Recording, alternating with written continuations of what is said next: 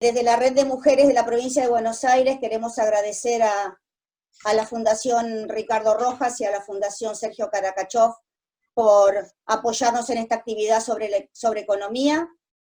Les decía que muchas veces nos preguntamos por qué existen teorías económicas que se aplican en otros países y son exitosas, y cuando esas mismas teorías las aplicamos en nuestro país, no lo son tanto. Y a veces inclusive aplicando teorías económicas en nuestro país dan un resultado y con el tiempo aplicamos la misma teoría económica y no da el mismo resultado. Lo que sí tenemos la certeza es que el individuo tiene necesidades y que esas necesidades son ilimitadas y que esas necesidades se satisfacen con bienes y servicios que lamentablemente no son ilimitadas. Por lo tanto, nosotros debemos tener, al contrario, son escasas y debemos hacer un esfuerzo para conseguirlas. Los bienes tienen un valor monetario, tienen un precio, y nosotros aún no vemos la importancia que tiene el hecho de ser partícipes en el libre juego de la oferta y la demanda. Debemos producir bienes para satisfacer las necesidades, pero sabemos que no nos autoabastecemos y que por lo tanto tenemos que producir lo que mejor sabemos hacer y en lo que somos especialistas, ¿no? En lo que es nuestra especialidad. Y tenemos que producir eso más allá de nuestro mercado interno para poder aplicarlo y poder venderlo en el mercado exterior, o sea, vendérselo a otros países, para poder comprar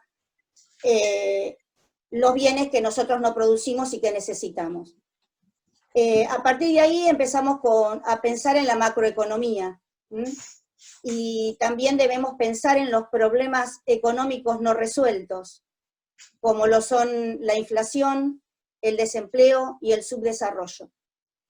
Para todo esto nos va a ayudar a la primera intervención Susana Feito, que nos hablará de los fundamentos de la macroeconomía nacional. Ella es contadora pública, posgrado en sindicatura concursal, fue profesora adjunta de la UBA Facultad de Ciencias Económicas, se desempeñó en el Banco Provincia como auditora y analista de riesgo crediticio y operacional, y es integrante activa de la Red de Mujeres de la Provincia de Buenos Aires. Adelante, Susana, y muchas gracias por tu participación. Bueno, no, gracias a todos. Gracias, un agradecimiento especial a la red, porque la verdad que hacen un trabajo maravilloso para hacer escuchar la voz de las mujeres, así que gracias por eso. Y también a la Fundación Rojas, que nos facilita el espacio, y a la Fundación Karakachov. No esperen que esto sea una cátedra de macroeconomía, no pretende serlo. A mí siempre me llamó la atención que había mucha gente que no podía acceder al conocimiento económico. Y entonces esto hacía que a veces, incluso al momento de votar, tomaran decisiones que iban en contra de sus propios intereses. Y esto es porque me parece que no lograban darse cuenta que cualquier medida económica tiene resultados sobre la vida de la gente. Más favorable o menos favorable, pero tiene incidencia sobre la vida de cada uno de nosotros. Y al no tener conocimiento de esas cosas, a veces se repiten eslogans que reciben de los medios de comunicación, sin entender muy bien qué significan esos eslogans y qué efectos producen sobre su vida, ¿no? Por eso yo creo que hay que hacer bastante docencia con este tema, y que a veces, cuando hablamos de economía, somos muy técnicos en el vocabulario, y entonces hablamos mucho de restricción externa, del MULC, de formación de activos externos, y qué sé yo, y la verdad que la gente se queda fuera de esto. Y yo quiero bajar ese conocimiento, tratar en lo posible de bajarlo para que el señor, el encargado del edificio, el señor del kiosco, el jubilado y demás, pueda mínimamente entender algunos mínimos conceptos, pero que le permitan tener una idea del aspecto económico, ¿no? Así que a eso va a apuntar, esta charla. ¿Eh? Bueno, ahora a ver, vamos a compartir pantalla, a ver si vamos muy bien, a ver. No, a ver, y ahora, ahí estamos. ¿Ustedes me escuchan? Perfecto. Y a ver, ¿y ven las pantallas? Sí. Sí la están viendo, bueno. Pero yo voy a poner esto un poquito más acá, así mejor no nos joroba con las pantallas. Bueno, miren, estos son los temas muy abuelo de pájaro que vamos a ver hoy en la charla. Vamos a hablar un poco sobre qué es el Producto Bruto Interno, sobre el resultado fiscal, sobre la balanza comercial, sobre los regímenes tributarios y sobre la inflación. Obviamente vamos a darle una definición a cada uno de estos temas y ahondar un poquito más en la medida que el tiempo nos lo permita. Vamos, como dije, a empezar a hablar de Producto Bruto Interno. Esta es la cifra dada por el INDEC del Producto Bruto Interno argentino. Son 629.398 millones de pesos. Ese es todo nuestro Producto Bruto. Ahora bien, vamos a definir qué es el Producto Bruto. Y lo definimos como el valor, aquí dice, miren, aquí dice, el valor monetario de los bienes y servicios de un país que se producen para el consumo final. Vamos a tratar de traducir un poco la frase esta. El valor monetario, ¿qué es? Es el valor en pesos. ¿El valor en pesos de qué? De todos los bienes y servicios que se producen en nuestro país con destino ya terminados para el consumo final. Todo eso, sumado, forma el Producto Bruto Interno de un país. Es decir, a ver si los puedo achicar acá a ustedes. Me parece, a ver si los puedo minimizar un chiquitín. Ahí lo saqué. Pero me siguen escuchando, ¿no? ¿Me escuchan? Sí, perfecto. Sí, perfecto. Ah, bueno, perfecto. Y ven la pantalla, que es lo que me interesa, porque yo los minimicé. Hablábamos entonces de que el Producto Bruto es el valor en pesos de todos los bienes y servicios del país producidos para el consumo final.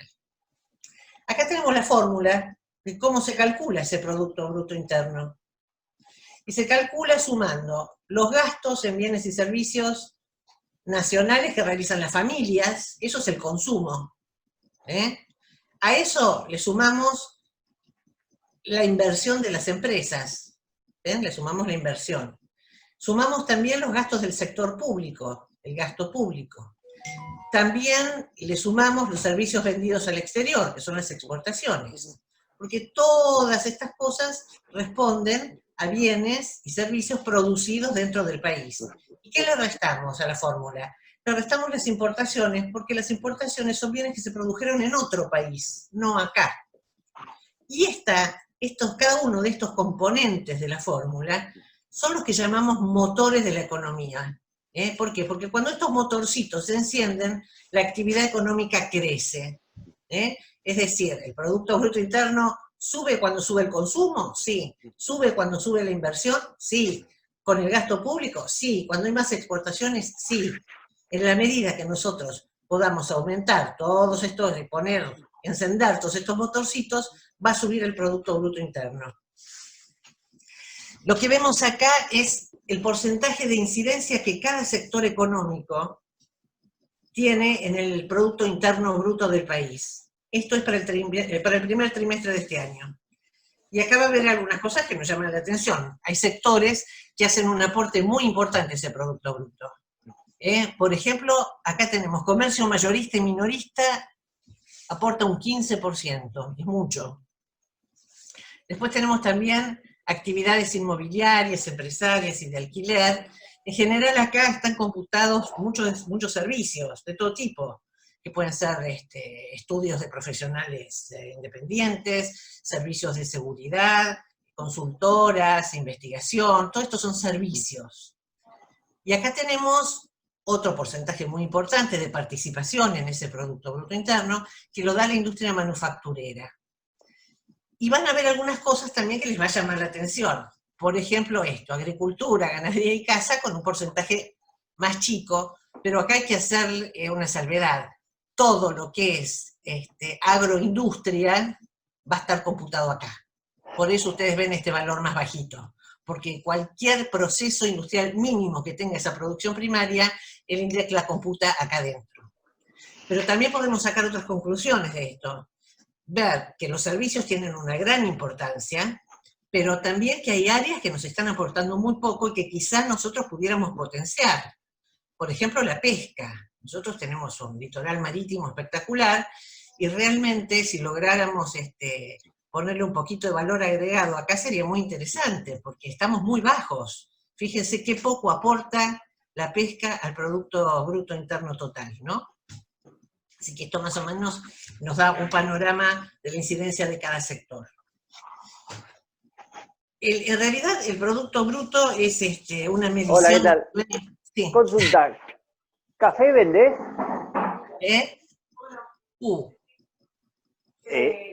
Podría. Silenciando los teléfonos, Mónica. Para hacer. Para hacer no. Es que si silencio lo voy a silenciar a Susana también. Chao, gracias. Bueno, no importa, ya se va el señor de la habilita. No, es un descerebrado, es un descerebrado. No pasa nada, no pasa nada. Bueno, retomamos. Decíamos que el Producto Bruto Interno en realidad lo que mide es el nivel de actividad económica del país. Vamos a hablar ahora, entonces, ya que hablamos de Producto Bruto, vamos a hablar de crecimiento. ¿Qué es el crecimiento? El crecimiento es el aumento de ese producto, pero debido a mejoras en la productividad, o sea, pueden ser mejoras en los procesos productivos, avances tecnológicos y demás, que favorecen el crecimiento de ese Producto Bruto.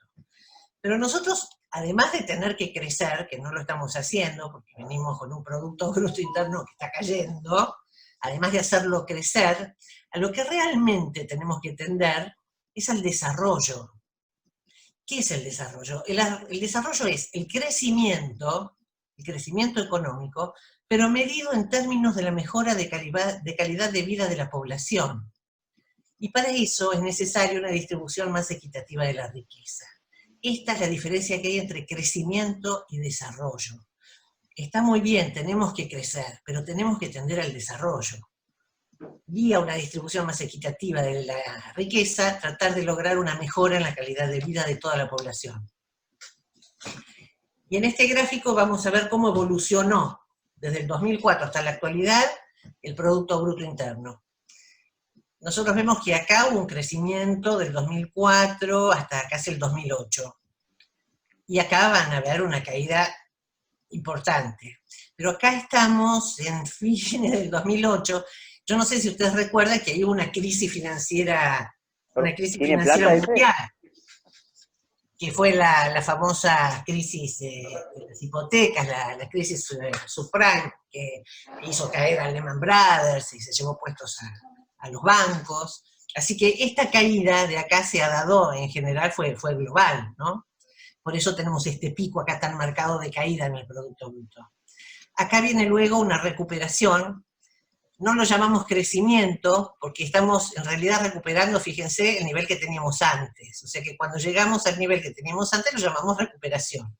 A partir de la recuperación viene un nuevo crecimiento, hasta el año 2011, y ahí venimos como en serruchito, como que caemos, recuperamos, caemos, recuperamos, caemos, recuperamos, y desde el 2017 a la fecha, ahí sí venimos en franca caída. Y acá tenemos que tomar en cuenta una definición que dice que cuando el Producto Bruto cae por más de 3 trimestres consecutivos, o sea, por más de 9 meses, ya entramos en lo que llamamos recesión de la economía. Y esa recesión trae efectos, no decir horribles, ¿no? Y trae consecuencias no agradables, como la caída del consumo, la caída de la inversión, consecuentemente la caída del desempleo, la caída del empleo, y también, consecuentemente con eso, un aumento de la pobreza. Y acá tenemos realmente, en el último tiempo, problemas, por ejemplo, para darles una idea, en la pandemia desde marzo hasta ahora el Producto Bruto cayó un 11%, que es muchísimo. Y si queremos comparar abril de este año con abril del año pasado, la caída del Producto Bruto es del 26.4%. Así que son caídas realmente muy fuertes las que estamos teniendo de Producto Bruto. Este cuadro nos muestra quiénes son los actores en la economía del país. Y acá los van a ver, que son el sector financiero, el Estado, el sector externo, el sector privado. Acá en el sector privado estamos nosotros, las personas físicas, las familias y las empresas. Pero lo interesante de este esquema es ver cómo todos los sectores están interrelacionados entre sí. A ver, el sector privado, familias y empresas, le pagan impuestos al Estado, el Estado devuelve servicios públicos y subsidios, por otro lado el sector privado se relaciona con el sector financiero haciendo depósitos o pidiendo préstamos, el sector financiero paga impuestos al Estado, el sector privado también hace exportaciones o importaciones al sector externo, y de aquí, según haya superávit o déficit, pero si hay superávit, esto afecta a las reservas del Estado. Así que lo importante de mostrar quiénes son los actores de la economía nacional es fundamentalmente ver la interrelación que hay entre todos ellos, porque si yo actúo con alguna medida económica para regularizar algunos de estos sectores, tengo que tener en cuenta que lo que haga en uno va a pegar en el resto. Por eso esta interacción es muy importante tenerla presente en el momento de pensar políticas públicas. Ahora vamos a entrar, ustedes díganme si voy muy rápido, yo no le quiero quitar mucho tiempo al Dana tampoco, pero cualquier cosa ustedes me paran. Vamos a hablar un poco de lo que es el déficit fiscal. Nuestro déficit fiscal primario a mayo del 2020 es de 251.287 millones de pesos. Y esto está tomado del Ministerio de Economía de la Secretaría de Hacienda, el dato. Así que vamos a charlar un poquito de qué es el resultado fiscal. Bueno, esto es bastante simple. Cuando tenemos déficit fiscal, cuando los gastos y las inversiones del Estado superan a los ingresos que tiene el Estado. Y inversamente tenemos superávit fiscal cuando los ingresos que tiene el Estado para afrontar a los gastos y las inversiones que tienen que hacer son mayores. Es decir, cuando los ingresos superan a los gastos, ahí tenemos superávit, ¿no?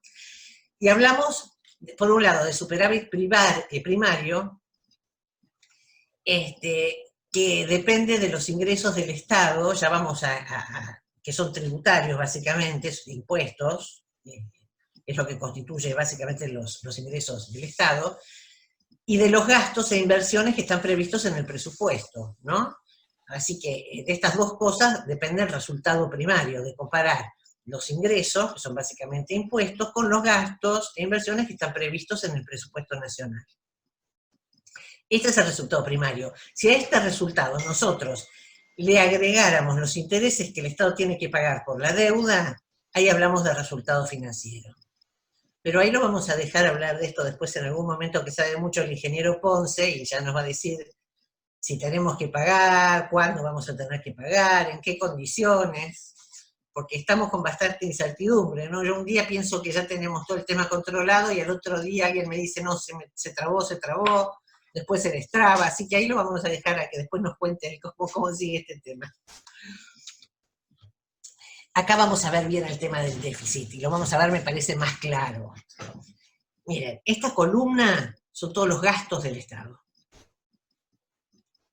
Y esta columna, azul, más chiquitita, como ven con respecto a esta, son los ingresos del Estado. Es decir, que con esto, el Estado tiene que pagar esto. Claramente nos está faltando dinero.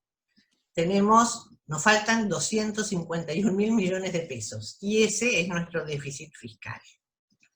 Ahora bien, acá lo que tenemos que analizar es cómo está compuesto cada una de estas dos columnas. A ver, ¿cómo están compuestos los gastos del Estado? Miren, básicamente, acá está representado por esta columna, están conformados por prestaciones sociales. en gran medida, en una medida mayoritaria, ampliamente mayoritaria. Y estas prestaciones sociales, ¿qué incluyen? Incluyen jubilaciones, pensiones no contributivas, aguache, gastos por educación, gastos de salud, ¿eh? Y después vienen otra serie de gastos menores, como por ejemplo, subsidios a la energía y el transporte, bueno, acá hay transferencias a las provincias, transferencias a las universidades, toda la parte de ciencia en general depende de las universidades, así que esa parte está acá, pero ustedes se dan cuenta que el grueso es jubilaciones, gastos de salud, gastos de educación. Y si vamos a analizar el lado de los ingresos, básicamente son impuestos. Son gastos tributarios. Los no tributarios responden a algunas rentas que puede tener el Estado, que pueden ser renta de inmuebles, pero lo fundamental son los gastos tributarios.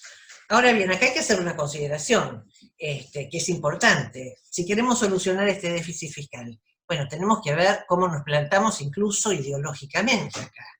Un economista liberal les diría, bueno, hay que bajar el gasto público, cosa que escuchamos mucho. Sí, bueno, hay que gastar el gasto público. ¿Qué bajamos? ¿Le bajamos a los jubilados? ¿Bajamos el gasto en salud? ¿Bajamos el gasto en educación? ¿Qué bajamos? A mí me gusta más ir por este lado, ¿no? Por el lado de a ver cómo hacemos para aumentar los ingresos. Y en este sentido, ya lo vamos a ver más adelante, me parece que el área tributaria, es un área en la que se puede trabajar, para tratar de aumentar los ingresos. Y por ahora, la realidad y la foto del momento es que tenemos este déficit fiscal. Y tenemos que ver de dónde vamos a conseguir estos 251 miles de millones de pesos para hacer frente a estos gastos, ¿no? Acá vamos a contestarnos esa pregunta. ¿De dónde vamos a sacar esos 251 mil millones de pesos que nos faltan? ¿Cuáles son las alternativas de financiación de ese déficit? Por un lado tenemos el aumento de ingresos tributarios, que puede darse de dos maneras, y yo acá no voy a hacer un juicio de valor, simplemente lo voy a describir. Puede haber un aumento de la carga impositiva, o puede haber una reducción de la evasión. Creo yo, ahora sí voy a opinar, que el camino, obviamente, en principio es esto, es reducir la evasión impositiva, ¿no? Nosotros tenemos una gran parte de la economía en negro, y se evaden además muchos impuestos, así que esto, obviamente, hay que trabajarlo. Y con respecto a la parte tributaria, se puede trabajar, pero ya lo vamos a tratar más adelante.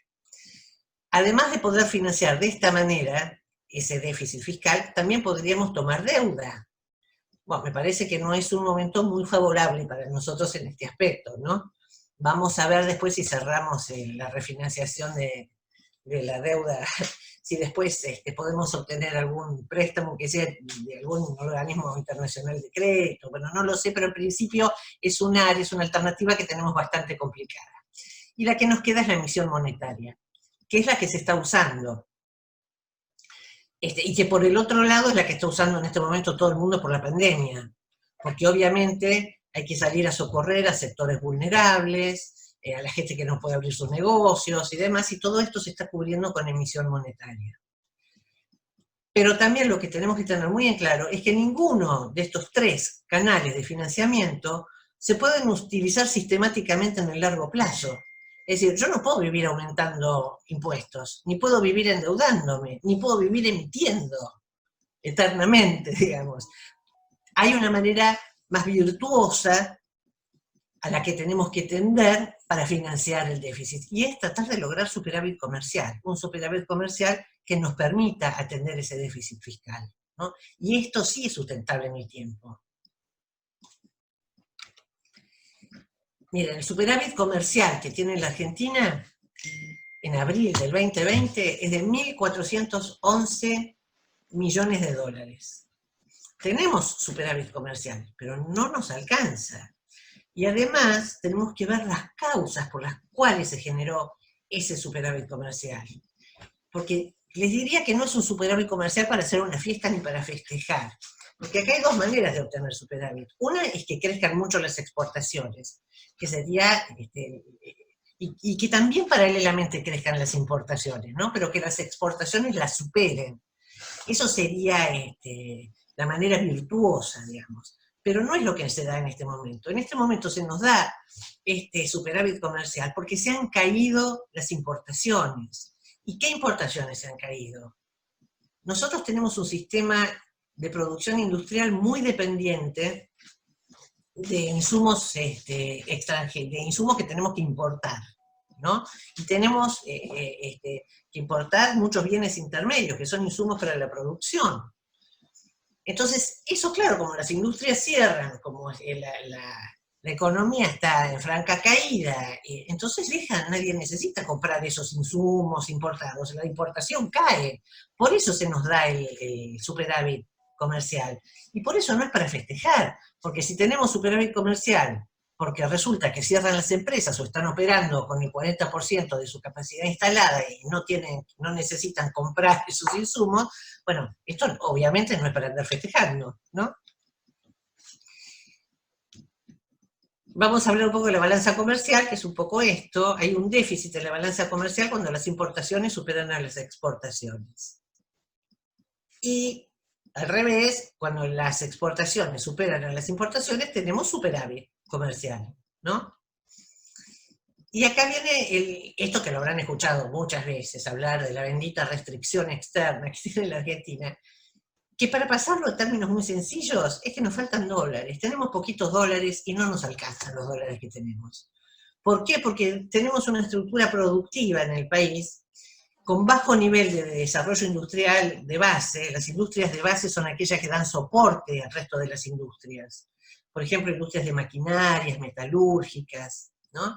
Y las industrias nacionales dependen de importaciones de bienes de capital e insumos industriales, o sea, a veces repuestos para alguna máquina, pero son todos insumos y bienes intermedios para la producción, y sin eso no puede crecer la industria.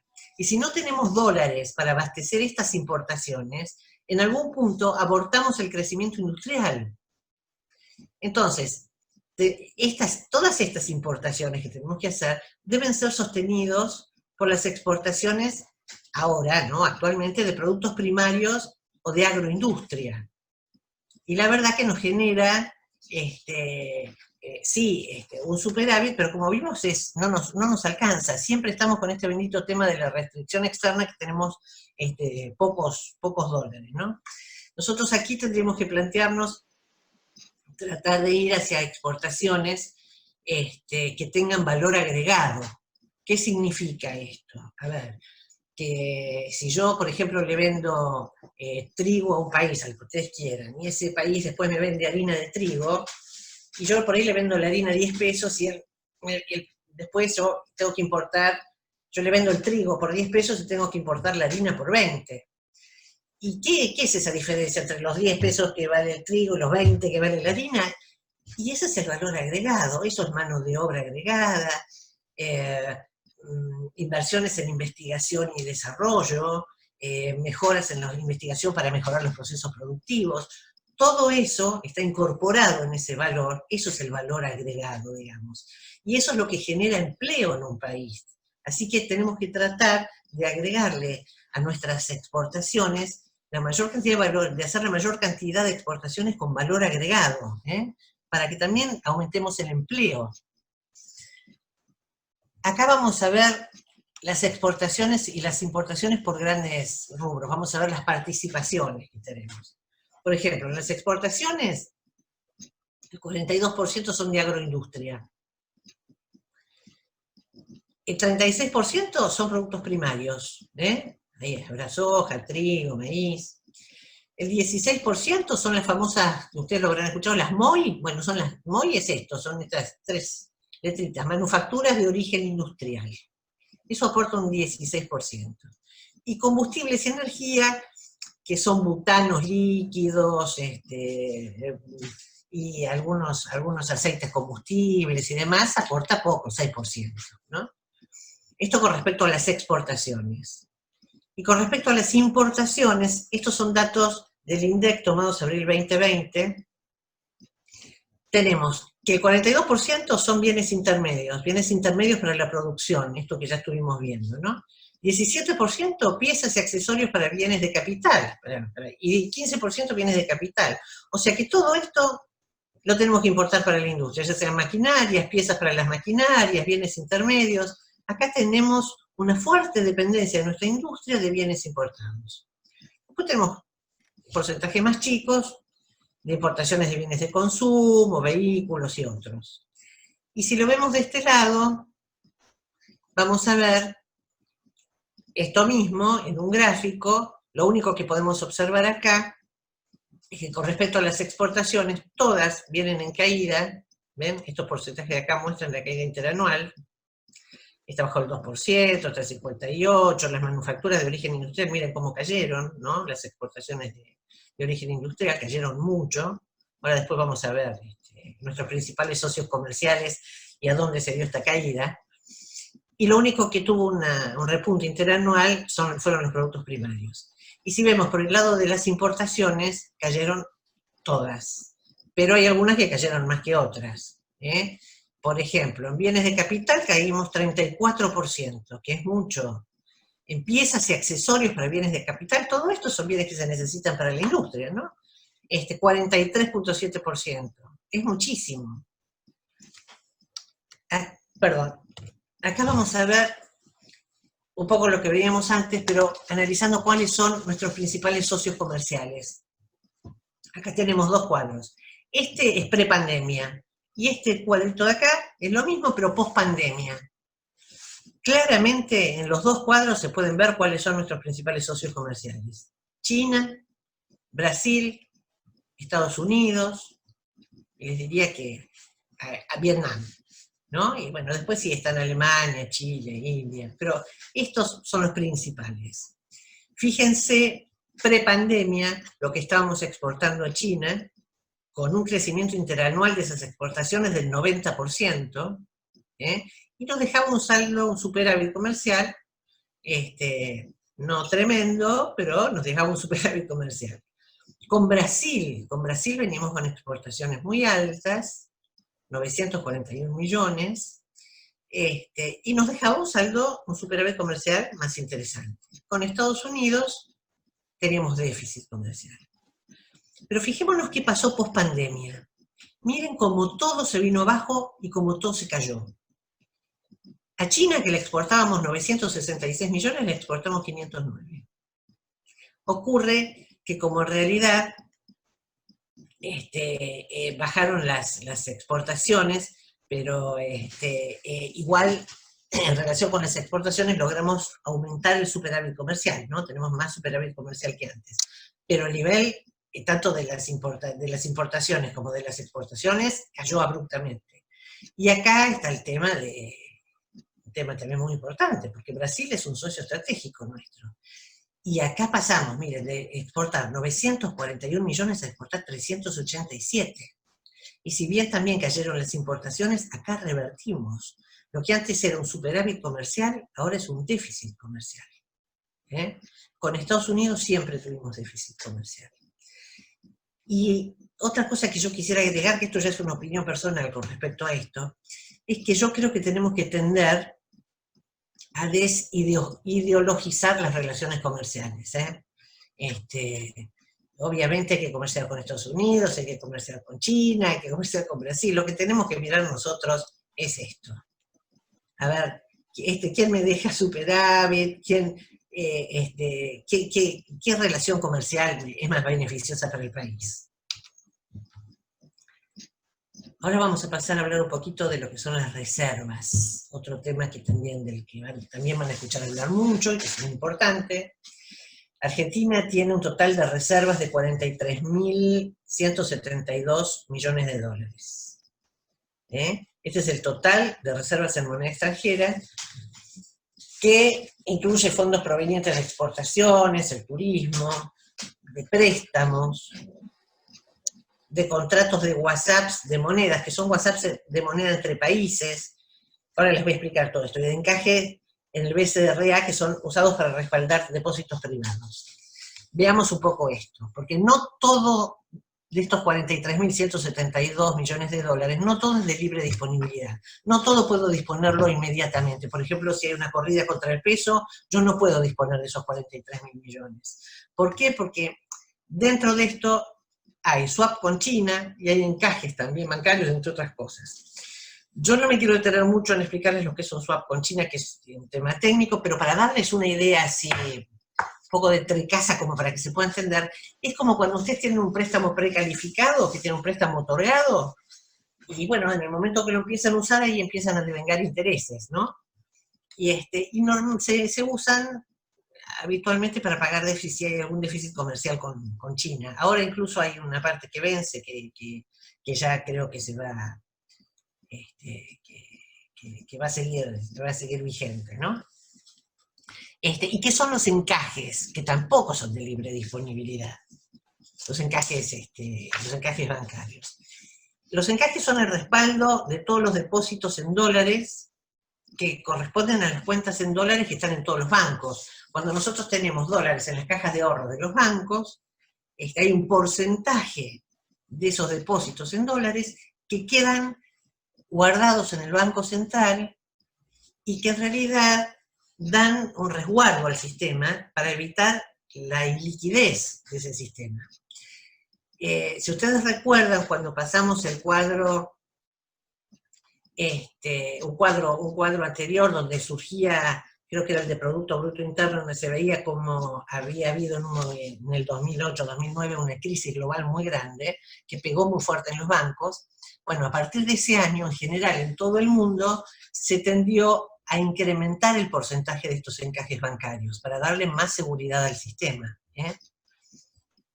Porque, insisto, todo esto no es de libre disponibilidad. Entonces, si tenemos en total de 43.172 millones de dólares, y acá, a ver, tenemos 20, 32, 34, 700, quiere decir que nos quedan más o menos de libre disponibilidad nada más que 8.500 millones de dólares, que es muy poco.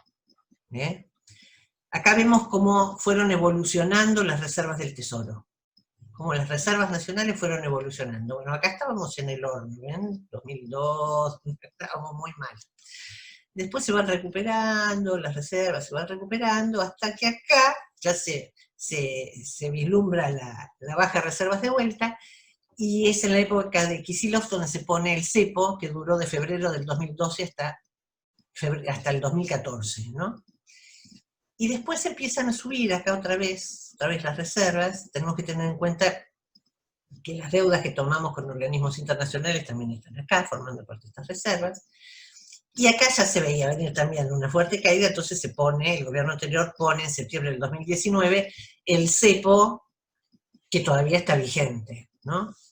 Estas son algunas intervenciones del Estado por las cuales pone restricciones en el mercado de capitales, ¿no? Esto es una de las restricciones. Aquí vamos a ver que hay más. ¿Cuáles son las restricciones al mercado cambiario? ¿Y por qué las tenemos que poner, ¿no? Dice, dada la restricción externa, que ya vimos, es decir, la falta de dólares que siempre tiene nuestro país, que nunca nos alcanza, es importante evitar la fuga de capitales.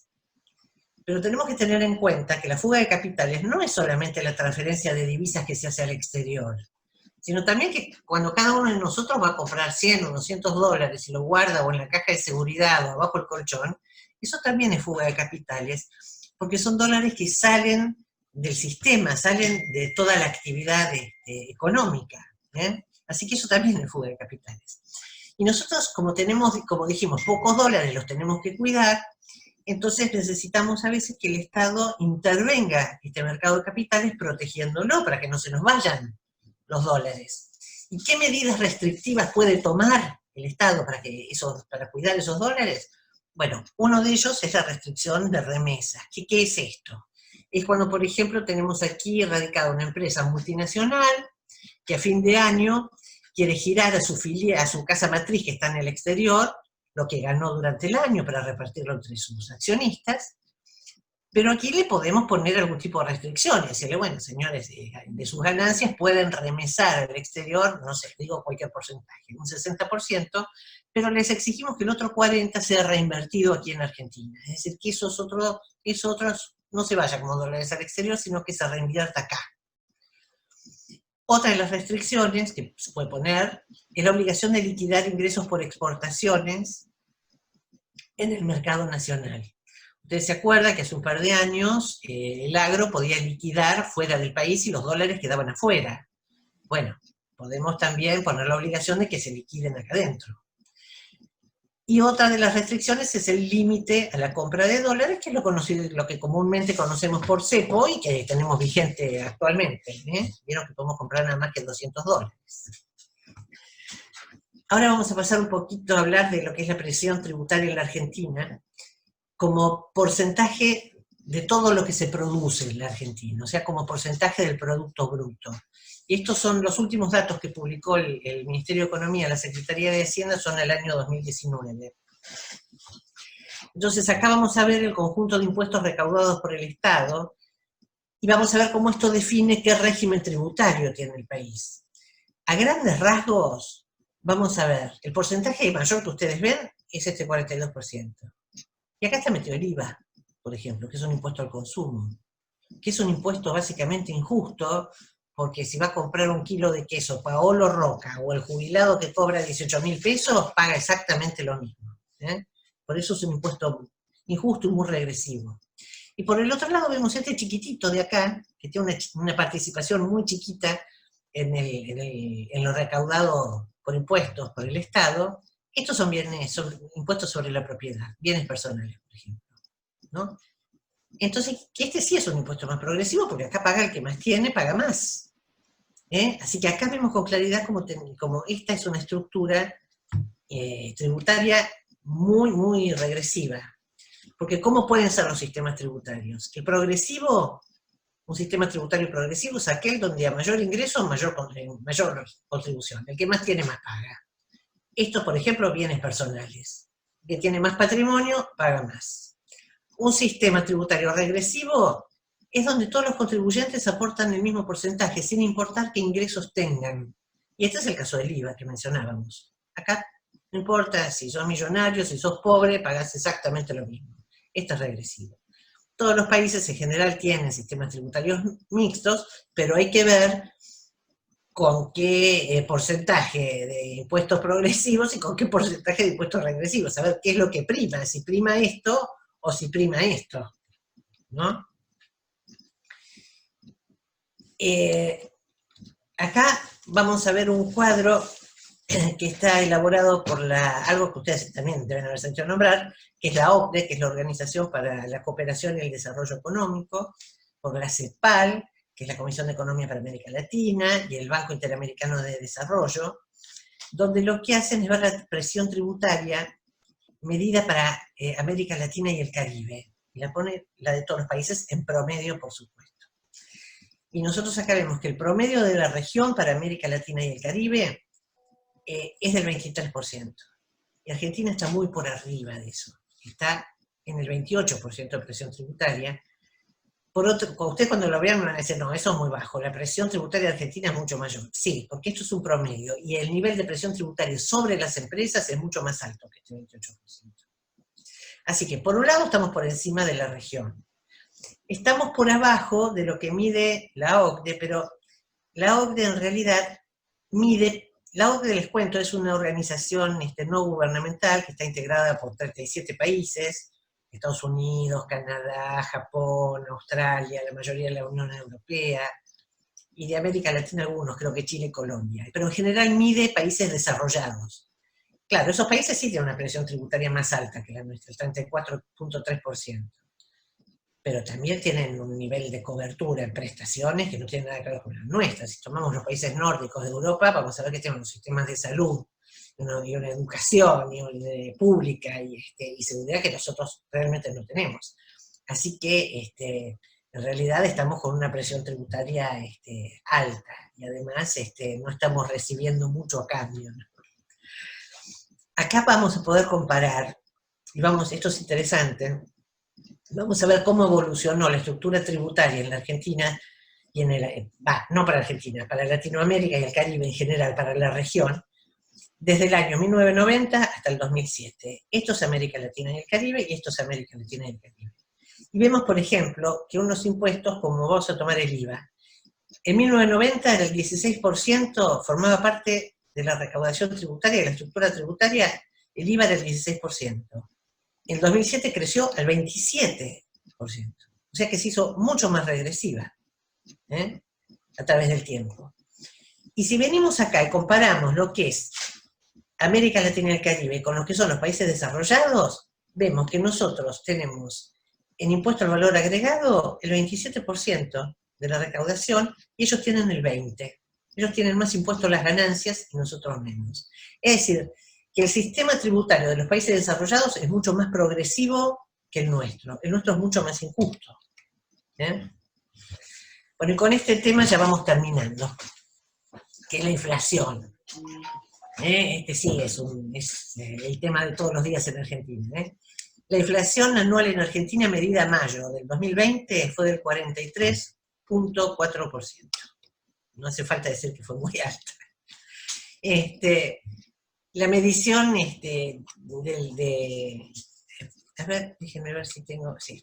La medición de la inflación depende significativamente, decimos acá, de la forma de relevamiento de la información, de la zona geográfica donde se mira, del tipo de comercios, y de la composición de la canasta que yo tome para sacar el precio al consumidor, ¿no? Porque, a ver, no es lo mismo tomar mediciones en un supermercado que en un almacén de cercanía, donde la evolución de precio va a ser distinta seguramente. Y acá tenemos las variaciones mensuales, por ejemplo, a mayo.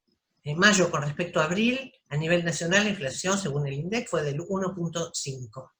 Y si lo desagregamos por zonas geográficas del país, vemos que hay algunas zonas donde fue más alta. La zona pampeana 1.6, el noroeste 1.7, por ejemplo. Y además me pareció importante también desagregar la inflación para ver cuál era la inflación en alimentos y bebidas no alcohólicas. ¿Por qué quise desagregar la inflación de alimentos?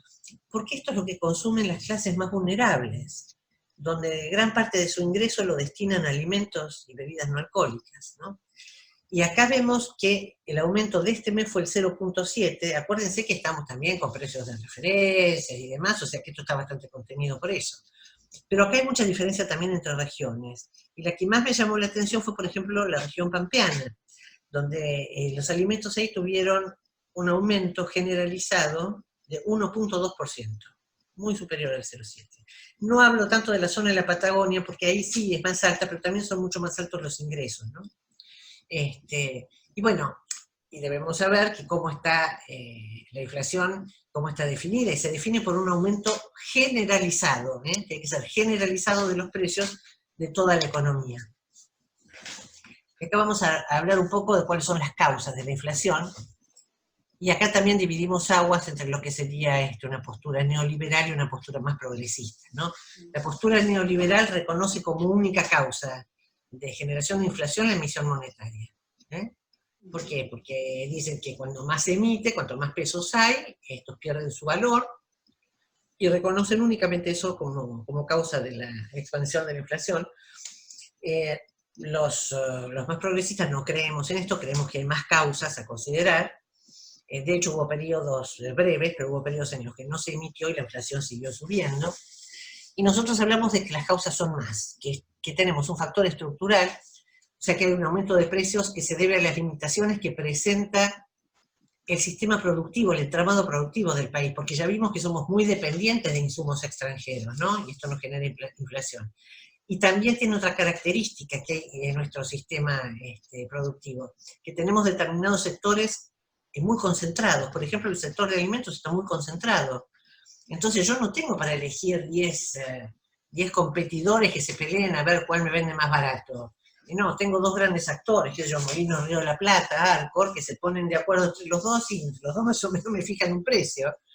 Y esto es generando una inflación, esa concentración económica tan fuerte. También tenemos inflación de demanda, que es el aumento de precios, que se debe al aumento de la demanda que no puede ser satisfecho rápidamente con un aumento de oferta, ¿no? Entonces, cuando hay mucha gente que quiere un producto y pocos productos para ofrecerle, ahí se da un aumento de precios.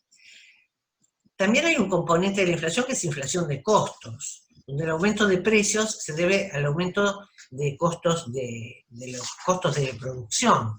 Y puede ser el aumento de la energía, el aumento de combustibles, el aumento en costos de distribución, ¿eh?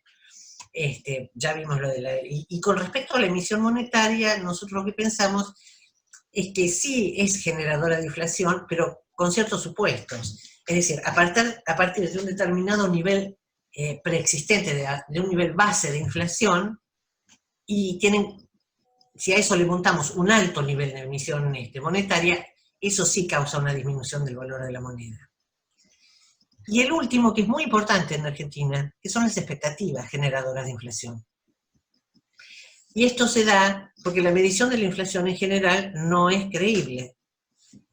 Ha pasado muchas veces que el INDEC no nos daba cifras las que podíamos creer, y ha pasado también en otros gobiernos que nos decían que la inflación proyectada era del 10% y después resultaba ser del 30%, ¿no? Entonces es lógico que la gente no le asigne demasiada credibilidad a la medición de inflación. Entonces esto se mueve de una manera bastante simple. Un comerciante dice, bueno, ¿cuánto dijo el gobierno que es la inflación proyectada? ¿El 20%? Y bueno, remarquemos el 28%. Y esto también va generando inflación, ¿eh? Para terminar este breve sobrevuelo por algunas de las cuestiones económicas básicas, y sin mayores pretensiones, creo que por lo menos podemos lograr algunas pequeñas conclusiones, sacar algunas pequeñas conclusiones. Primera, que es importante un Estado presente como regulador de la actividad económica. ¿Y esto en qué lo vimos en lo que charlamos? Por ejemplo, cuando hablamos de las restricciones que se puede imponer al mercado de capitales para proteger los dólares que tenemos, ¿eh? Cuando dijimos que podíamos ponerle un límite a las remesas al exterior, cuando podíamos quizá poner un cepo, cuando podíamos pedir que el agro liquide acá en Argentina y no afuera, esa es una intervención directa del Estado. También cuando el Estado garantiza partidas presupuestarias para salud y educación, y trata de trabajar una reforma tributaria que sea progresiva, y de combatir la evasión, en vez de achicar esos gastos que son fundamentales para el bienestar de la población. Y por el otro lado, también creo que podemos sacar como conclusión que tenemos que hacer foco en la producción de bienes y servicios con mayor valor agregado, ¿no? Y en este sentido me parece que Argentina tiene que tender, para incrementar su superávit fiscal, a algunas áreas que tienen que ver con la industria del conocimiento, ¿no? Con los desarrollos satelitales, con la producción de reactores nucleares, con la biotecnología, aplicada ya sea a medicamentos, o a salud, o al agro. Ahora bien, todas estas cosas se pueden lograr a través de un pacto político, económico y social. ¿Y por qué es importante esto? Y esto es importante porque cuando, por ejemplo, nosotros tratáramos de ir a una reforma tributaria que sea más progresiva, vamos a tocar intereses de determinados sectores, que no lo van a recibir muy alegremente, ¿no? Miren, hay un dicho español que siempre decía, a mí comentaba mi padre, que me hacía reír, que era, bien me quieres, bien te quiero, pero no me toques el dinero. Que viene a ser la versión española de la frase famosa, les hablé con el corazón y me contestaron con la billetera, ¿no? Así que a mí me parece que el pacto político, económico y social no solamente es imprescindible para buscar consensos en las políticas públicas, sino que también es importante para darle sustento a esas políticas públicas y que puedan ser sostenidas en el tiempo. Así que bueno, hasta aquí hemos llegado. Yo sé que me debo haber excedido seguramente con el tiempo, le pido perdón a la doctora Jurado, y lo que les quiero dejar acá es mi dirección de correo. Esta es mi dirección de correo, es fácil, susanafeito@yahoo.com.ar, y cualquier consulta que me quieran hacer sobre estos temas, bueno, me la hacen sin ningún problema, y yo me comprometo con el tiempo, pero me comprometo a ir contestándoselas. Así que, bueno, ahora le damos, ya dejo a la doctora Jurado. No le robo más tiempo. Bueno, muchísimas gracias, Susana. Excelente, clarísimo, didáctico, entendible para cada uno de nosotros que no conocemos mucho la terminología económica, y la verdad que fue muy, muy clara. Bueno. Antes de seguir con Aldana, quería agradecer la participación en esta actividad de las redes, de las chicas que integran las redes de La Pampa, Santa Cruz, Cava, Entre Ríos, Formosa, Santa Fe y Chaco. Muchas gracias por estar, chicas, en esta actividad. Bueno, vamos a darle la palabra ahora a Aldana Jurado. Aldana nos va a hablar de economía feminista y presupuesto con perspectiva de género. Ella es abogada, especialista en Derecho Tributario y Finanzas Públicas, militó en Franja Morada, consejera académica y superior, y actualmente está en La Florentina, y en la Red de Mujeres Radicales de la provincia de Buenos Aires. Muchas gracias, Aldana, por tu participación. Gracias, Mónica. Bueno, buenas tardes a todos. Excelente, Susana, la verdad que una ponencia increíble. Bueno, ahora arrancar después de semejante ponencia se complica un poco, pero bueno, lo mío trata una introducción en lo que entendemos como economía feminista. Bueno, sabemos que en la economía política a lo largo de la historia hubo distintas vertientes, ¿no? La economía clásica o neoliberal, que entendía que el capitalismo conducía a un estado de bienestar, de armonía social, en la medida que el mercado se desenvolvía con cierta libertad. Este mercado, que es una construcción abstracta, sirve para explicar el comportamiento de las personas en diferentes situaciones. En el caso de surgir algún inconveniente, como puede ser una falla en el mercado o alguna desigualdad, trabajos teóricos o políticos lo corregían. También esta teoría entiende que el mejor asignador de los recursos es el mercado. Keynes, por su parte, criticó esta teoría, y su mayor argumentación estuvo sustentada en la crisis del 30, donde hubo una gran depresión y caída, todos sabrán, del empleo en Estados Unidos, Francia e Inglaterra, entendiendo de que las personas no eran responsables por quedar desempleadas y que necesariamente para resolver esa problemática el Estado debía intervenir a través de, por ejemplo, obras públicas, incentivos de ahorro, consumo, cambio en sistemas impositivos. Es decir, que el Estado tiene la capacidad de sostener el funcionamiento en un capitalismo armónico. Por otro lado, también encontramos otra línea argumental que también todos conocen, que es la teoría marxista, para la cual el capitalismo es la forma de organización en donde la producción social está dada por los productos de trabajo que toman forma de mercancías. Además, se entiende esta teoría que hay una lucha de clases que termina con un sistema que acumula la riqueza en un extremo y que a costa del crecimiento de la miseria, de la esclavitud, de la falta de la ignorancia, de la degradación moral del otro extremo. Es decir, que el capitalismo genera desigualdad. Resumiendo, los marxistas consideran que el obrero y el empresario tienen intereses contrapuestos, y la teoría neoclásica o liberal simplemente entiende que hay intereses diferentes que pueden entrar en colisión y que, en el caso de Keynes, el Estado debería resolverlo. Pero existe un denominador común en ambas. ¿Cuál sería? En ambas teorías hay ausencia de perspectiva de género. La ausencia de perspectiva de género está presente en la mayor parte de la tradición teórica y científica. La construcción teórica del pensamiento se concentró en un modelo hegemónico, endocentrista, en tanto la producción del conocimiento ha estado mayoritariamente en manos del sujeto masculino endocéntrico, hombre blanco, heterosexual, propietario, educado y capitalista.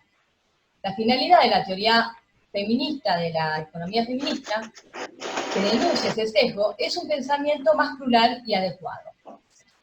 En un inicio, la economía, la economía en general, el objeto de estudio fue la sociedad capitalista. Esta sociedad sostiene que la división de trabajo excluye del trabajo productivo a la mujer y la confina a lo que se llama el trabajo doméstico. Todos sabemos que el patriarcado es un sistema social, político, cultural y económico que se basa en la supremacía del varón y la capacidad de su ejercicio como poder de autoridad. Es por eso que uno de los motivos fundacionales de la economía feminista gira en torno a la teoría de la reproducción social y al trabajo doméstico. En esta charla lo que yo busco es aportar elementos para abordar la cuestión de la economía, cuantificando los problemas que enfrentan las mujeres en nuestra sociedad. La economía feminista es un pensamiento que se encuentra en construcción. No podemos dar una definición cerrada, sino que es un concepto dinámico y abierto. Amplía la idea de lo que es la economía, desplazando su eje para poner el punto analítico en la sostenibilidad de la vida y el aporte que se le da a los procesos de mercado. Busca comprender el papel que juegan las relaciones de desigualdad entre varones y mujeres y entiende que ningún proceso económico ni que ninguna política es neutral, que siempre va a tener un impacto en las relaciones entre los varones y las mujeres. La economía feminista no solo busca comprender, sino quiere entender para poder transformar esta realidad. Uno de los principales aportes de la economía feminista es visibilizar que para que una sociedad funcione hay una serie de actividades que se realizan cotidianamente que ni la teoría económica ni las estadísticas de los países consideran trabajo productivo o le asignan un valor económico en la economía. En las definiciones del CEPAL, tenemos el concepto de trabajo productivo como la actividad dirigida a la producción de bienes y servicios que tienen un valor económico. Y el trabajo reproductivo como todas aquellas tareas necesarias para el cuidado y la supervivencia de los miembros que componen el hogar. Esta se divide en la reproducción biológica, que es gestación, parto y lactancia, y en la reproducción social, que es el mantenimiento del hogar, lo que sea la crianza, lo que sea el cuidado, la alimentación, el apoyo emocional, el sostenimiento que se da en cada hogar. El trabajo productivo cumple una función fundamental en el desarrollo del ser humano. Es la piedra angular de nuestra sociedad. Por lo tanto, existe una vinculación muy estrecha entre los dos tipos de trabajos. Y la importancia que tiene el trabajo reproductivo radica en que si este no existiera, el trabajo productivo no podría ser posible, porque le sirve justamente de sostén, como decía más adelante con respecto a la definición. Todas estas tareas eran y son percibidas por la familia y por la contabilidad nacional de los países como actos de entrega y de amor. La filósofa marxista Silvia Federici lo expuso claramente cuando dijo, que lo deben recordar, eso que llaman amor es trabajo no pago. Es sumamente necesario medir ese trabajo y ponerle un precio y entender que liberarse de las tareas que implica el descuidado muchas veces implica disponer de horas para trabajar o para realizar una actividad física o para disfrutar, para ocio. La asimetría en la distribución entre los trabajos es la mayor fuente de desigualdad entre varones y mujeres. Y es algo que trasciende la brecha salarial. Las mujeres son las que dedican más tiempo a realizar las tareas y disponen de menos tiempo para formarse, o sea, o para poder buscar un trabajo, o bien, si trabajan, deben aceptar los trabajos más flexibles, que generalmente son más precarios y más pagos. Y en muchos casos enfrentan lo que se llama la doble jornada. Este fenómeno se repite en todos los países del mundo, porque en mayor o menor medida todos consideran que las tareas están en cabeza de la mujer y que se realizan por amor. Además penaliza a los hombres, porque les impone la necesidad de conseguir empleos y salarios cada vez más grandes, considerando los proveedores de familia y restándole la posibilidad de la crianza y de participar y de criar a sus hijos. En las últimas décadas, y fruto de muchas luchas femeninas, se ha empezado a implementar diferentes encuestas que miden el uso del tiempo. En la Argentina, la única encuesta de uso del tiempo tuvo lugar en el 2013, y de ella surge que las mujeres realizan el 76% de las tareas domésticas y de cuidado no pago. Lamentablemente no podemos evaluar la evolución en el transcurso del tiempo porque no hubo más encuestas. Respecto de las actividades de cuidado, las mujeres dedican casi 29 horas a la semana contra 12 horas semanales de los varones. Y respecto de las tareas domésticas, las mujeres realizan 30 horas y los varones 9 horas 8. Según esa misma encuesta, el trabajo remunerado, una mujer, por ejemplo, que trabaja full time, lo hace más tiempo, 6 horas, que un varón que está desocupado, que lo hace en 4 horas. En términos generales, las mujeres hacemos el 76% de las tareas. 9 de cada 10 mujeres y 4 de 10 varones no limpian, no cocinan, no lavan, no hacen las compras. Y los que sí colaboran tienen 3 horas más de descanso, de disponibilidad. Con respecto al trabajo remunerado, existe lo que se llama la división de trabajo de género. La división del trabajo de género actúa como una barrera invisible que determina los lugares, los roles y las posiciones diferenciadas según el género de las personas. Una de las consecuencias más fuertes de la división del trabajo por género se encuentra en el tipo de ocupaciones en las que se dedican las mujeres cuando se insertan en el mercado laboral, porque generalmente suelen ser extensiones de trabajo de cuidado.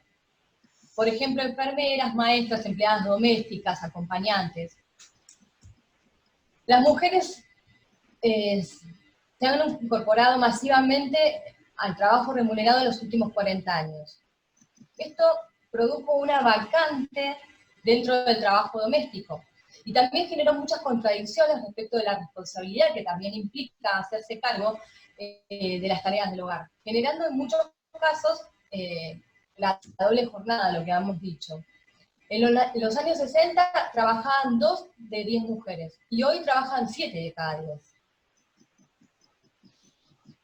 Los hogares con mayores ingresos lo resuelven a través de la contratación de trabajo doméstico, cuidado de pago, contratando a otras mujeres. Según la Organización Internacional del Trabajo, el 80% de los trabajos domésticos son realizados por mujeres. Se estima que 1 cada 7 mujeres en Latinoamérica trabaja en el sector y el 80% lo hace en condiciones de informalidad, con salarios muy bajos y jornadas extensas. Las estadísticas además nos indican que el 2% no completó los estudios universitarios, no tiene estudios universitarios ni terciarios. En la Argentina, el 75% del trabajo doméstico es informal. ¿Por qué es importante la educación? La educación es el factor principal del progreso y de democratización. Es el camino a la igualdad de oportunidades. La educación dio lugar a nuevas oportunidades laborales y amplió las opciones. Como resultado, las mujeres trabajan más afuera y los varones colaboran más dentro de los hogares. Sin embargo, esta tendencia es muy lenta. En la Argentina, el 57% de las mujeres son estudiantes, y el 60% estudiantes universitarias, y el 60% se gradúa. Sin embargo, los estereotipos de género siguen presentes a la hora de las brechas salariales. Entre los varones y las mujeres, con igual nivel nivel educativo, en el caso de los que no tienen instrucción, la brecha salarial es del 41%, y en el caso de los que son terciarios universitarios, se reduce un 24%. Las paredes de cristal funcionan como mecanismos invisibles que lo que hacen es impedir el movimiento horizontal de las trabajadoras hacia otros trabajos que se consideran masculinos. Las profesionales se topan con obstáculos que se llaman los pisos pegajosos, para avanzar hacia arriba. Y las mujeres más pobres les cuesta ir a la escuela. En 1963, Betty Friedan publicó La mística feminidad, un gran libro que fue un disparador para generar gran debate en la segunda marea feminista.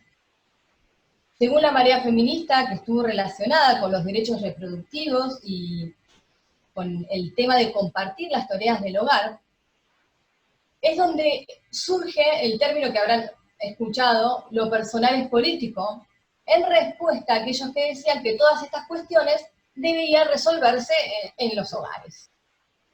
Esa marea rompió con la idealización de la ama de casa, con el rol idealizado de la ama de casa. Según Friedrich, las mujeres no decidimos espontáneamente ser amas de casa, sino que hay un entrenamiento diario que nos prepara para ese rol de madres y esposas.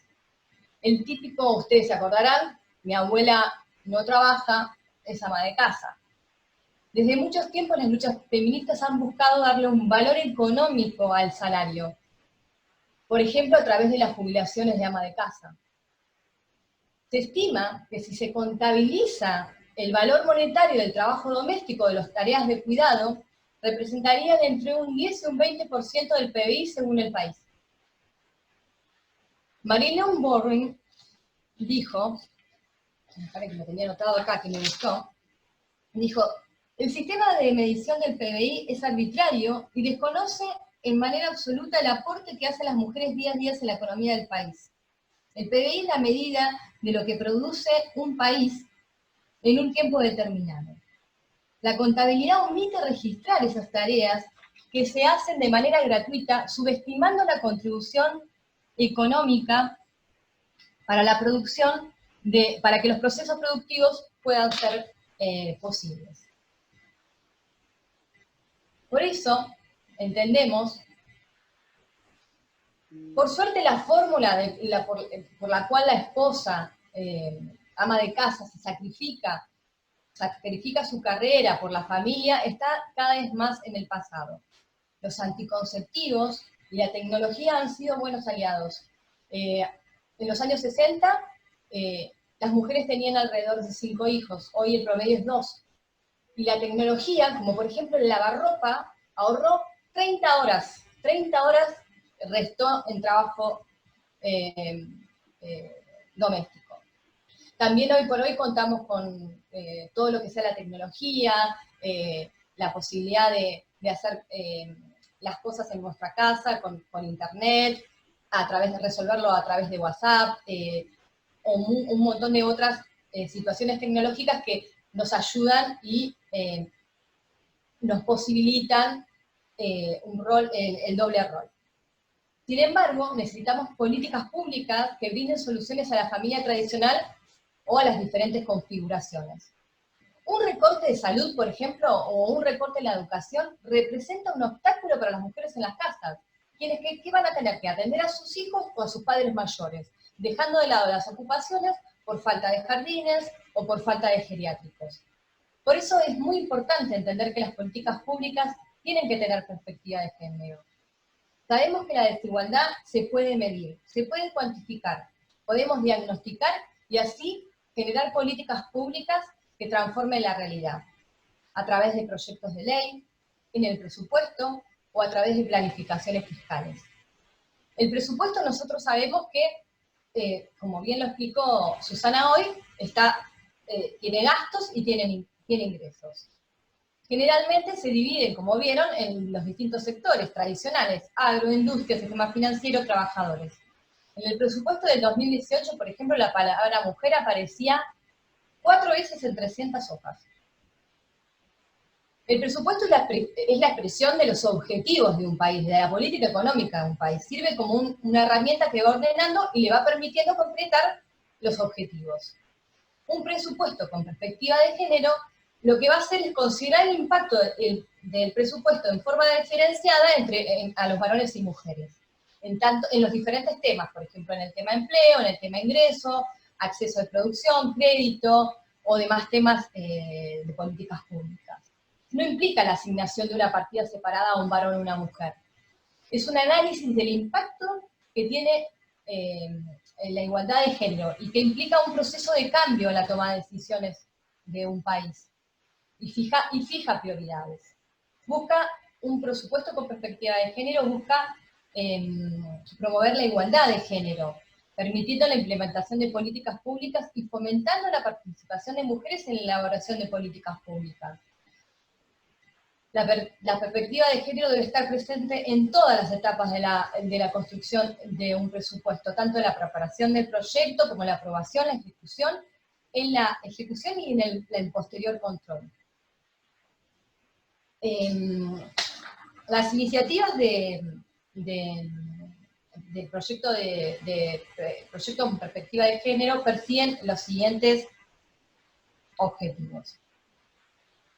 Concientizar sobre las consecuencias y efectos de los presupuestos en los temas de género, concientizar sobre la relevancia que tienen las políticas públicas que tengan presente el género, traducir en las medidas concretas las promesas para favorecer la igualdad, y reducir mediante modificación en los presupuestos o las reformas legales las desigualdades socioeconómicas entre varones y mujeres. Esto está presente en el artículo 75 y inciso 2 del párrafo de la Constitución Nacional, tercer párrafo, que en materia de asignación de gasto público dice que la asignación será equitativa, solidaria y dará prioridad a un grado equivalente de desarrollo, calidad e igualdad de oportunidades en todo el territorio nacional. El primer paso para la construcción de un presupuesto con perspectiva de género consiste en la identificación de los gastos que tienen como objetivo explícito la reducción de las desigualdades de género. Esto se lleva a cabo a través de lo que se llama etiquetamiento de gastos. Es una herramienta que permite diferenciar de manera simple la contribución que se realiza mediante las dependencias estatales o los programas o los distintos programas para reducir las brechas de género o la no discriminación contra las mujeres, aportando transparencia presupuestaria y facilitando también que uno lo pueda seguir. Es importante contar con esta información desagregada porque permite identificar la inversión que está destinada a cada programa para promover la igualdad de género y prevenir y erradicar la violencia contra las mujeres. Algunos programas o políticas como ejemplo son el fortalecimiento de la educación sexual integral, la prevención del embarazo de adolescentes, la salud integral de adolescencia, el desarrollo de la salud sexual y procreación responsable, acciones de equidad de género con perspectiva de seguridad. Es necesaria la implementación también de un tablero de control con indicadores que permitan ir evaluando en el tiempo el grado de cumplimiento de las políticas que se financian a través del presupuesto. Nosotros sabemos que muchas veces, cuando no se puede cumplir o cuando hay algún tipo de necesidad, las partidas se reasignan. Para implementar el presupuesto con perspectiva de género, es necesario contar con información que brinde la cantidad de varones y mujeres que, por ejemplo, que utilizan un determinado servicio que proporciona el Estado, y en qué medida esos servicios responden a las necesidades reales de ambos colectivos. Debe brindarse más información, por ejemplo, en el proceso de presupuesto de la población afectada, y lograr así una mayor participación de la misma para definir las distintas políticas públicas. Otra medida también, como objetivo, es la realización de encuestas entre los usuarios, por ejemplo, de los distintos servicios.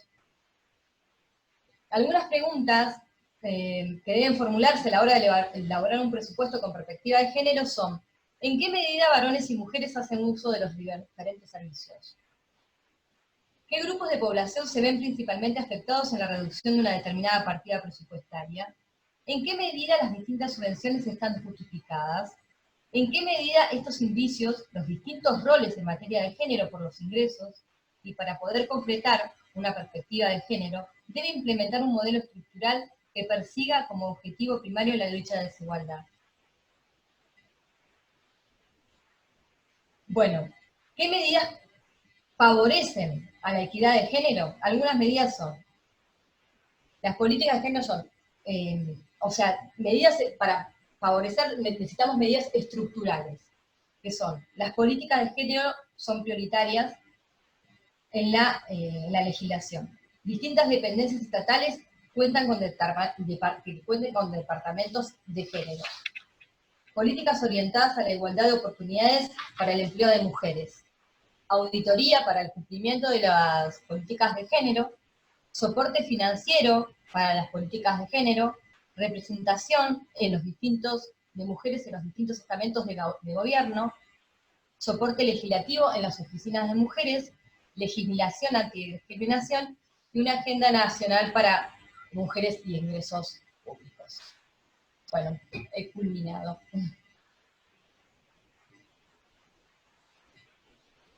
Bueno, muchas gracias. Están todos silenciados. Bueno, muchas gracias, Aldana, por tu exposición. No, porque no puse el Power para que no se hiciera más largo. Tenía cuadritos, pero para que no se hiciera tan extenso. Bueno, el que desea hacer alguna pregunta, a disposición de... Las chicas están a disposición.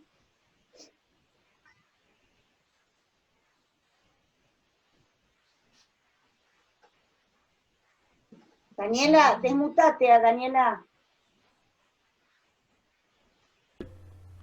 Hola, buenas tardes. A mí hay algo que yo tal vez en economía soy muy básica, así que voy a hacer una pregunta. Se habla de la extrema carga impositiva que tienen los negocios y las empresas, las pymes en la Argentina. ¿Cuál sería, según el criterio de ambas, o la quien me quiera contestar, cuál sería el criterio o la forma de bajar esa extrema carga impositiva para poder, invertir en la Argentina, en algún negocio y dar trabajo, ¿no es cierto? Porque hoy sabemos que el Estado es nuestro mayor socio, a quien tenemos negocio. Entonces, ¿cómo podríamos encontrar el camino para, no sé, un poco para aliviar esa carga que hoy tenemos las pymes y los comerciantes en la Argentina? Bueno, no sé, Aldana, si no te contesto yo, por mi parte, después ella te dirá lo que ella piensa. Mira, yo creo que en el tema impositivo hay varias cosas a considerar. Lo primero que yo intentaría hacer es combatir la evasión, porque me parece lo básico. Me parece que mientras muchos estamos pagando mucho, hay gente que no está pagando, y esto es básicamente injusto. Entonces, primero atacaría la evasión. Segundo, la informalidad, que forma parte de la evasión, en realidad, porque tenemos una gran parte de economía en negro que no está pagando, ¿no? Entonces, si lográramos juntar esos fondos, podríamos quizá bajarle la carga a los demás. Y después, por el otro lado, tendríamos que hacer una redistribución. Hay expertos tributaristas, yo no voy a profundizar demasiado, pero en principio tratando de no afectar la producción. Tendremos que alivianar el sector producción e ir al sector, agravar a otros sectores, ¿no? Y por supuesto, como yo te decía, darle mayor progresividad. Pero básicamente yo iría en contra de la evasión y en contra de la informalidad. Eso me parece que nos daría un margen como para poder bajar un poco la carga impositiva general. Pero yo te digo, después hacer el estudio tributario es muy complejo porque hay muchísimos impuestos, yo no hice un análisis tributario hoy, pero hay muchísimos impuestos y hay que ver cómo afectan los distintos sectores de la economía, cada uno. Entonces hay que hacer un mecanismo ahí de ajuste, pero lo básico sería ir a un sistema que combata la evasión, que sea más progresivo y que no ataque a la producción, ¿no? Bien, yo tengo una pregunta también, y antes de hacer la pregunta, también quería agradecerles a las chicas de la Red Córdoba que están, y no las nombré anteriormente. ¿Qué temas específicos dentro de la economía tendremos que enfocarnos para encarar los proyectos a futuro? Pequeña pregunta. Mira, ahí estamos un tanto complicados. Hoy, por ejemplo, estábamos hablando con Julio el tema, y claro. A ver, para decirlo en términos concretos, estamos complicados porque no tenemos plata. Esto es lo concreto. Y hay que ver quién la pone, ¿no? Yo creo que las posibilidades que tenemos, y te las tengo que evaluar yo desde ahora, a riesgo de equivocarme porque no soy una experta en el tema, diría que las posibilidades que tenemos son algunas inversiones chinas, unos préstamos que por ahí vengan de ese lado y nos tiren unos pesitos a ver cómo arrancamos, porque nosotros sí tenemos a futuro muchas cosas para desarrollar. Yo les hablaba de lo que era biotecnología, industria del conocimiento, para las exportaciones, pero esto no es la foto de hoy, esto es algo que va a llevar un tiempo desarrollar. O sea que a hoy esa es la salida que yo veo en lo inmediato. No veo muchas otras, te cuento. Así que mi versión no es muy halagüeña, ¿eh? La tenemos difícil, en realidad. Pero esa es la única salida que yo veo más o menos posible. Desmutate, Inés. Hola, ¿qué tal? ¿Cómo les va? Realmente, Susana, Aldana, muy buenas las dos exposiciones. Aldana, te quiero hacer una pregunta. Sabemos de la preocupación que tenemos las mujeres con la economía de cuidado. ¿Hay algún proyecto o se está elaborando algún proyecto como para poder poner en números el valor que cada una de las mujeres en distintas actividades que tiene que ver con economía de cuidado, se está trabajando en algún proyecto concreto? Que se estime el valor de las tareas. Claro. No, por ejemplo, lo que yo contaba era eso, que en la última encuesta, o sea, vos primero, para poder estimar, tenés que medirlo. Nosotros, la economía feminista usa lo que se llaman las técnicas de uso de medida del tiempo. En muchos países se han implementado, hay dos líneas, una que es el uso del tiempo durante un día, y la otras son por semana o por un mes, lo que son encuestas de uso de tiempo. Nosotros la única que hicimos fue en el 2013 y no se volvieron a hacer más, con lo cual vamos recabando datos del trabajo de distintos lugares como para poder formar análisis. Pero bueno, eso, una de las cuestiones a trabajar es justamente eso, buscar que se realicen esas encuestas, que se mida, porque y ahí nosotros lo importante es impulsar toda esta cuestión como para que se empiece a contabilizar, porque si no se contabiliza, lo que sucede es que vamos buscando información a nivel regional. Hay muy buen trabajo de todo lo que sea México y el Caribe, que están haciendo muy buen trabajo, pero específicamente nosotros no tenemos. Estaría muy bueno impulsar en el censo, incluir, y muchas veces lo que sucede también, que lo que pasó con la última encuesta que se hizo por hogares, es que hay muchas respuestas, pero no se procesa, porque vos para buscar una variable necesitas procesarla. Entonces, claro, de repente no es una necesidad, no es una prioridad y no se procesa. Yo creo que ya usando la estadística, la encuesta del 2013, podríamos sacar muchísima más información de la que conocemos con los datos. Y con respecto a proyectos de perspectiva de género, hay 3 presentados por senadoras. Gracias. Julio. Sí, buenas tardes a todos. Primero, una felicitación a las organizadoras de este Zoom, de este chat, salió excelente, y a las 2 expositoras son brillantes, a pesar de que sean mujeres, pero son brillantes. Julio, que hace frío para dormir afuera, ¿eh? Sí, ya estoy durmiendo afuera. Le quería hacer una pregunta a Susana. Susana, vos dijiste, si lo comparto, porque acá estamos escuchando primero que nos dicen que el Estado después de la pandemia se va a ocupar de ayudarlos a todos y a las empresas, etcétera, etcétera. Y la verdad que por tu exposición sabemos además que el Estado no tiene un solo peso que le sobre para ayudar a nadie. Y nos quedan, desde mi punto de vista, 2 alternativas. Primero, el que Chile nos ayude fuertemente, como dijiste, con caminos, obras públicas, préstamos, productos, y uno se pregunta qué querrán en retribución. Ah, bueno, obvio. ¿No? Eso es una cosa. Y por el otro tenemos que arreglar con el Fondo Monetario la deuda, y los del fondo van a estar abiertos a darnos... Yo creo que ahí un puchito nos pueden tirar. Claro, nos van a dar 5.000, 10.000 millones de dólares, los vamos a arreglar. Pero como dicen de otro lado, sí, pero van a tener que seguir cierto programa. Vos sabés que nadie te da nada gratis. Exactamente, exactamente. Por eso, bueno, eso después hay que sentarse en el momento concreto, ver lo que se negocia y lo que se obtiene. Ahí está. Y ver si no es demasiado alto el costo que tenés que pagar por lo que te dan. Eso hay que sentarse en la negociación concreta. Pero la en verdad ambos que casos estamos va a haber un partiendo en la negociación de una posición débil. Esto es más bueno. Correcto. Cualquier negociación es mejor ir a una posición de fortaleza que en una posición débil. Pero bueno, veremos qué negociación se hace. Sí, yo también espero que si se llegue a cerrar lo de la deuda, que esto sabe mucho Miguel, porque yo estoy medio preocupado porque cuando ya creo que se cerró el tema, el otro día dice, se trabó.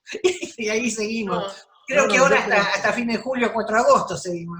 No, pero yo creo que se va a cerrar, Susana. Lo único que están discutiendo ahora, la verdad, lo que están discutiendo es... Creo que era la parte legal.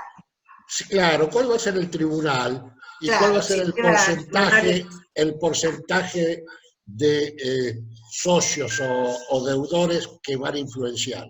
Los acreedores quieren que sea el mismo que fue en el 2005.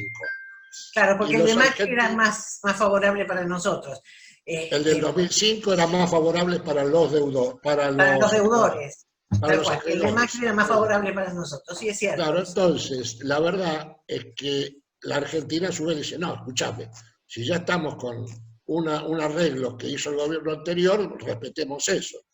Y los deudores te dicen, bueno, pero si me vas a pagar, no tendría ningún problema de hacerlo donde yo digo. Es decir, es una conversación media liviana, yo creo que liviana, yo creo que ¿sabés no lo vamos... que pasa? Creo que en el medio de la... Nos fuimos un poco de tema, pero me parece que en el medio de la negociación, esto después Miguel nos lo explicará mejor, me parece que se metió también unos cargos que había que cubrir en el Banco Interamericano de Desarrollo, donde le tocaba con el argentino y Trump quería poner el de él. Nosotros nos pusimos medios duros, entonces Trump endureció un poquito, se metió a endurecer un poco la negociación con los bonistas. BlackRock es el fondo que estaba un poco ahora más duro. Bueno, ahí andamos, Julio, vamos a ver cómo terminamos. Yo creo que si realmente lo cerramos, tenemos probabilidades de que el Fondo Monetario nos tire por lo menos 5.000 millones y después con lo de China, y bueno, sabiendo que estamos en una coyuntura absolutamente difícil, y que viene un año duro. Susana, pero yo te quiero hacer una consulta. Las expectativas para el 21, viste que las consultoras económicas presentan en el Banco Central lo que se llama el REM, el reporte de expectativas mensuales. Así es. Y estaban ya dando mejores expectativas para el 21. Expectativas de cierta recuperación para el 21, que bueno, que espero que sean ciertas y que se corroboren, esperemos. Gracias, Susana, y felicitaciones de vuelta. Hay dos chicas que están levantando la mano. Quiero también contarles que hay un economista también en el grupo, el señor Facundo Rodríguez, del distrito de Malvinas Argentinas, está acá presente, así que después si quiere puede intervenir también. Le vamos a dar la palabra a Carla, que quería hacer una pregunta, levantó la mano. Bueno, buenas tardes, buenas noches para todos, para todas. Soy Carla Valicenti de Morón. Aldana y Susana, nada, felicitarlas, brillantes las dos, me encantó. Susana, soy bastante ignorante en lo que es economía, así que me encantó. Pero sos coterránea mía, porque yo me crié en Morón hasta los 25 años. Mira vos, bueno, qué lindo. Bueno, en realidad mi pregunta es más para Aldana, que hacia el final de la exposición estaba hablando de la necesidad de tomar ciertas medidas, hablaba de medidas estructurales, legislación, áreas o departamentos de género, auditorías, bueno, enumeró varias cuestiones, y me surgía una pregunta bastante, creo que bastante densa. En relación a todo esto, todas estas medidas estructurales hacia las políticas públicas de género, ¿cómo estamos? ¿Cómo andamos en la provincia de Buenos Aires? ¿Cómo? No te entendí.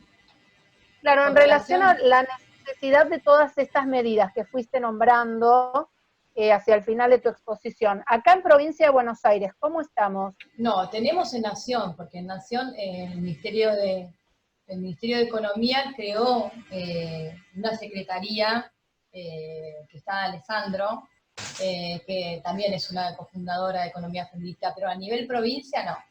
Y no sé, la verdad es que... Y los proyectos de presupuesto también son de senadoras nacionales. A nivel provincia ni siquiera tenemos encuestas. No. ¿Movidas municipales? ¿Movidas en los municipios? No, en mi municipio nosotros tenemos la Secretaría de Género, y de hecho en este momento está muy frenada con un horario reducido. Claro. Justo no va por ahí. Lo importante en este tipo de medidas es que la población tome conocimiento para poder promover mayor involucramiento, ¿no? Y también que conozca para que pueda controlar. Y para que se pueda saber, es como decir, hacer encuestas sobre las necesidades, y recién recabando esas necesidades de cada medida. El problema que nosotros tenemos es que también los presupuestos salen de un año a año y ni siquiera evaluamos el cumplimiento de una política, a ver qué efecto tuvo. Por ejemplo, sacamos una vacuna y no evaluamos, o sea, porque ya el próximo presupuesto, o sea, la saca, y entonces como que tenemos un problema grande en las políticas públicas. Bueno, un desafío militante. Es un desafío, por eso estaba bueno ponerlo. Bueno, muchas gracias. No, por favor. Bueno, ahora va a preguntar Vero Borsani, que levantó la mano. Hola. Bueno, las felicito a las expositoras, un orgullo para la red de mujeres tenerlas. Yo, Aldi, te quería preguntar a ver si hay alguna idea de cómo podemos efectivizar todas estas ideas, por ejemplo, el presupuesto participativo de género, más o menos con lo que preguntaban recién. ¿Cómo nosotros desde la red o desde el partido, desde nuestros municipios, podemos efectivizar estos proyectos? Si hay alguna forma que podamos concretarlo. Claro, lo mismo que le decía recién a Daniela,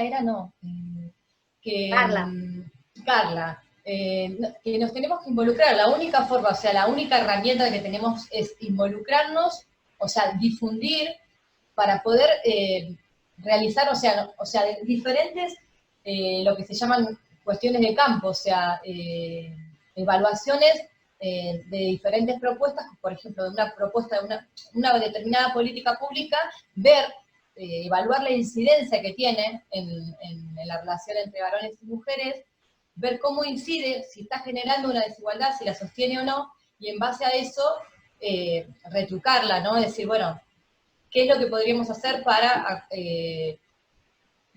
cortar la brecha de desigualdad?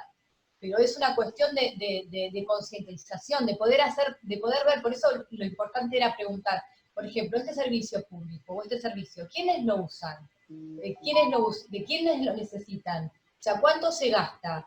Entonces, por eso es muy importante ver el ingreso y etiquetar. Pero bueno, es un trabajo y nosotras tenemos que estar mucho atrás de ello y la sociedad comprometerse, porque si no lo visualizamos, no nos damos cuenta. Yo creo que pasa por ahí, o sea, por una cuestión de involucrarnos. Bien. Gracias. Vamos a la última, vamos a ir cerrando. Linda, levantaste la mano, desmutate. Ahí estoy. Bueno, buenas tardes. Muy importante para mí la primera parte de economía, porque estoy nula en ese tema. Y bueno, en género conozco un poquito más. Quería preguntar Aldana, si considerando el género, considerando la diversidad de género, si el trabajo con mirada, con perspectiva de género, también incluye el colectivo LGBT. Por supuesto. El género está trabajado. Yo no quise ahondar porque como ya iba a ser muy largo. Existe la desigualdad dentro de la desigualdad. No es lo mismo nosotras que las mujeres pobres. O sea, no quise ir más allá porque ya era como muy duro y es para... Pero existe es exactamente eso, es lo que se llama que es transversal, o sea, porque existen las diferencias, dentro de las diferencias no es lo mismo una determinada etnia, no es lo mismo cualquier colectivo que se encuentre en alguna situación de vulnerabilidad. Siempre hay situaciones que están atravesadas por contingencias o situaciones pero la misma exposición cabe para cualquier colectivo, porque lo que tiene el artículo de la Constitución es justamente la igualdad de oportunidades. Y dentro en este caso yo hablé de género, pero es aplicable a cualquier colectivo que se encuentre en situación de vulnerabilidad. Y dentro de cada colectivo siempre hay situaciones peores que los atraviesan. Vale, gracias. No, por favor. Aldana, ¿vos le querías hacer una pregunta a Susana? Ay, sí, yo le quería hacer una pregunta a Susana, a ver qué piensa con respecto por el préstamo del Fondo Monetario. Porque yo entiendo que cuando uno toma o sea, primero por la función que tiene el fondo, ¿no? Que es un organismo que supuestamente se crea para ayudar a los países en desarrollo, pero bueno, eso es el fin del fondo, si uno entra a la página y lee los objetivos, bueno, se supone que cuando uno da un préstamo, también conoce las condiciones del país en que se lo da, y el país que le da, el tomador del préstamo también tiene que fijar determinadas pautas de cumplimiento y dar determinadas garantías de ese cumplimiento. Y uno cuando otorga un crédito también asume riesgos. ¿Qué pensás con respecto, me entendés a dónde voy, ¿no? A esta posición con respecto al fondo. ¿Y qué podríamos argumentar? Mira, lo que te diría es que en principio, fíjate que la cantidad que le otorgó, el monto que le otorgó de préstamo el Fondo Monetario Internacional, el gobierno anterior, fue extraordinario. Cuando digo extraordinario, es a tal punto que creo que no sé si hubo muchos precedentes de semejante nivel de otorgamiento a un país que ya sabíamos que el Fondo Monetario Internacional tiene analistas muy relevantes. Esto no se le pasa al analista del banco, ni el gerente del banco de un pueblo de la provincia de Buenos Aires te lo puede analizar, ¿no? Imagínate el fondo. Y además, también tienen condicionamientos, como por ejemplo, por carta orgánica el Fondo Monetario no puede permitir, después de otorgar un préstamo, que haya fuga de capitales, porque no te puede dar la plata para que la plata se vaya afuera. Se supone que te la tiene que dar para estabilizar la economía de un país. Exacto. Y acá hubo fuga de capitales de manera tal que el fondo incumplió su carta orgánica, o sea que ese fue uno de los argumentos también de discusión con el fondo. Y yo creo que hubo bastante de político en el otorgamiento. Vos sabés que Estados Unidos, todos los países están representados, todos no, muchos países están representados en el Fondo Monetario Internacional, pero Estados Unidos es el peso fuerte, es el que sesiona. Y yo creo que hubo una apuesta ahí a la reelección de Macri, claramente. Yo escuché la otra vez una conferencia que daba Paul Krugman desde la Universidad de Chicago, y él no podía entender cómo se le había dado a Argentina el nivel de préstamo que se le había dado. Y después también planteaba que no podían creer que después de semejante nivel de préstamo se hubiera perdido la elección. Porque me parece que ahí hubo una apuesta política detrás para mantener determinada línea política dentro de América Latina, ¿no? Me parece que fue bastante político el otorgamiento. Sí, más político que otra cosa. Sí, porque ya te digo que hasta hubo violación de la Carta Orgánica de Fondo. Sí. Entonces, y sí, obviamente yo creo que ya se sabía que no se iba a poder pagar. Por eso ahora está tratando, creo que con el cambio de que se fue Lagarde, se fue muy a tiempo, ¿no? Se fue muy a tiempo. Con Georgieva creo que vino con otra postura, bueno, ayudando, viste que ayudó bastante en la negociación, el fondo ayudó bastante en la negociación con los bonistas, bueno, tratando de recomponer un poco la cosa. Pero sí, creo que fue un préstamo muy incidido por la política. Y Bueno, que chicas. queda, por supuesto, el que lo otorga, ¿no? También, sí, compartida. Bueno. ¿Listo? Bueno. Bueno, desde la Red de Mujeres de la Provincia de Buenos Aires le queremos dar las gracias a todos los que participaron del Zoom y espero que se vayan con algunos conocimientos o al menos con algo para pensar.